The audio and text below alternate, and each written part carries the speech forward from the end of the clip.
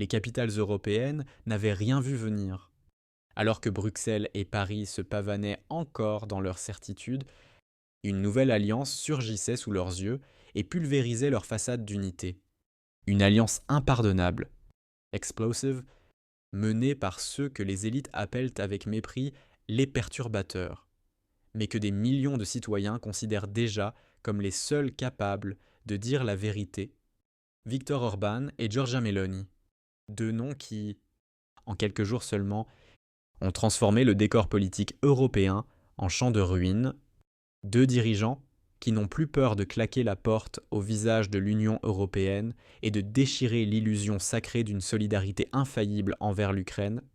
Le 7 novembre 2025 restera comme un jour noir pour Bruxelles, un ultimatum déguisé, un coup de tonnerre qui a paralysé les couloirs de la Commission. Orban et Meloni ont stoppé net 65 milliards d'euros d'aide destinée à Kiev, laissant les bureaucrates européens hébétés, paniqués, incapables de cacher leur désarroi. Pour les élites, ce blocage n'était qu'un incident. Pour l'Europe réelle, celle qui vit dans les factures, la crise, les sacrifices, c'était un aveu violent. L'unité européenne n'est pas un roc. C'est un château de cartes, maintenu debout par la peur, le chantage politique et une propagande qu'on pensait inébranlable. Et voilà deux chefs de gouvernement qui ont osé dire ouvertement ce que tant de familles murmurent depuis des mois autour de leur table. Assez, Bruxelles a voulu jouer les outrés. Ursula von der Leyen, furieuse, a condamné l'initiative comme une trahison, un geste scandaleux, mais son indignation sonnait creux. Derrière les portes verrouillées, les diplomates parlaient d'effondrement imminent. Et si d'autres pays suivaient la Hongrie et l'Italie? Et si le grand théâtre de la solidarité n'était qu'un décor fragile capable de s'écrouler sous une seule pression bien placée? L'angoisse était palpable, et pour une fois, les masques tombaient. L'UE n'avait plus l'air d'une force invincible. Elle tremblait, car Orban n'en était pas à son premier bras de fer avec Bruxelles. Mais cette fois, il avait changé les règles du jeu. Jusqu'ici, il utilisait son veto pour s'opposer aux quotas migratoires ou aux projets énergétiques, mais bloquer des milliards pendant une guerre, c'était autre chose. C'était refuser de jouer le rôle du bon élève, prêt à sacrifier son pays pour entretenir une guerre qui s'enlise. C'était appuyer là où l'UE était la plus vulnérable, son incapacité à maintenir l'illusion d'une union sans fissure. En transformant l'aide à l'Ukraine en monnaie d'échange, il prouvait que la force de Bruxelles n'est pas un rempart, mais une coquille vide. Et le plus déstabilisant, c'est qu'Orban n'a pas cherché à dissimuler son défi, il a assumé son rôle d'outsider absolu, multipliant les gestes qui horrifient les élites tout en ravissant ses électeurs. Une conversation d'1 heure avec Vladimir Poutine, juste assez longue pour provoquer l'indignation dans toutes les chancelleries européennes. Un voyage presque théâtral à Mar-a-Lago pour rencontrer Donald Trump, symbole vivant du populisme mondial et adversaire assumé de l'establishment occidental. Rien n'était laissé au hasard. Chaque geste était un message envoyé à Bruxelles. La Hongrie ne plie plus. Pour Orban, la guerre en Ukraine n'est pas une cause sacrée. C'est un prétexte utilisé par les technocrates européens pour exiger davantage de discipline, davantage de sacrifices, davantage d'argent des contribuables. Il s'en est lassé, et il n'est pas le seul. Les sondages en Hongrie sont limpides. Jamais le soutien à l'Union européenne n'a été aussi bas. Pour le Premier ministre, ce n'est pas un problème. C'est une arme, une preuve qu'il parle au nom d'un peuple exaspéré, étranglé par l'inflation, épuisé par les crises successives et incapable de croire encore aux promesses des élites. Orban ne s'est pas contenté de dire non. Il a retourné la situation comme un maître du théâtre politique. Il a transformé un veto administratif en déclaration de guerre idéologique. Il ne défiait pas seulement Bruxelles, il exposait sa faiblesse, car l'énorme machine européenne s'est retrouvée paralysée par un seul homme. Un pays de 10 millions d'habitants a tenu tête à une union de 500 millions, et les autres capitales l'ont observé avec un mélange d'effroi et d'admiration. car ce que Bruxelles appelle un comportement irresponsable, une partie grandissante de l'Europe y voit un acte de survie politique, une résistance, une rupture nécessaire. Et c'est là que tout bascule. L'Europe n'a plus affaire à un fauteur de troubles isolé, elle est confrontée à un front émergent, à une opposition qui gagne du terrain, non pas dans les parlements, mais dans le cœur d'un continent lassé des sacrifices sans fin. Orban n'a pas seulement défié l'UE, il a allumé une mèche, mais la véritable explosion s'est produite lorsque Giorgia Meloni est entrée en scène. Si Orban avait allumé la mèche, Meloni a jeté de l'huile sur le brasier. Brusquement, la révolte n'était plus seulement hongroise, elle devenait italienne. Continentale, imprévisible.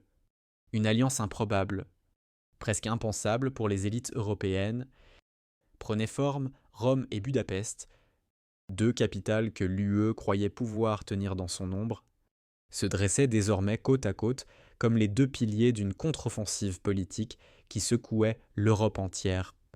La scène qui a déclenché la tempête est devenue virale en quelques heures. Devant les caméras, Meloni n'a pas simplement contredit Emmanuel Macron. Elle l'a écrasé, publiquement, froidement, comme si elle déchirait un voile d'illusion que Paris et Bruxelles tentèrent de maintenir depuis des années. La Russie a 3 millions de soldats. Combien l'Europe en enverra-t-elle? Un coup de poignard verbal. Un rappel brutal du fossé entre la rhétorique guerrière des élites et la réalité crue du continent. Le silence qui a suivi était un aveu de défaite.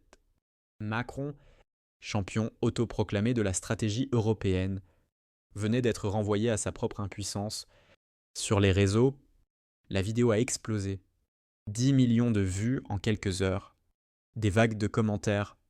Un public européen frustré s'agrippant à cette phrase comme à une bouffée d'air frais. Pour la première fois, depuis longtemps, quelqu'un disait tout haut ce que tant d'Européens pensaient, que l'idée d'une armée européenne n'était pas une vision, mais une fantaisie dangereuse, que mener une guerre à la Russie n'était pas du courage, mais du suicide. Et en quelques heures, Meloni est passée du statut de leader mal aimé à icône de la résistance contre l'ordre établi, mais ce qui a vraiment bouleversé Bruxelles, c'est ce qui s'est passé ensuite. Meloni et Orban se sont trouvés comme si, soudain, deux trajectoires politiques distinctes se rejoignaient dans un même point d'impact, créant un choc que les institutions européennes n'avaient pas anticipé.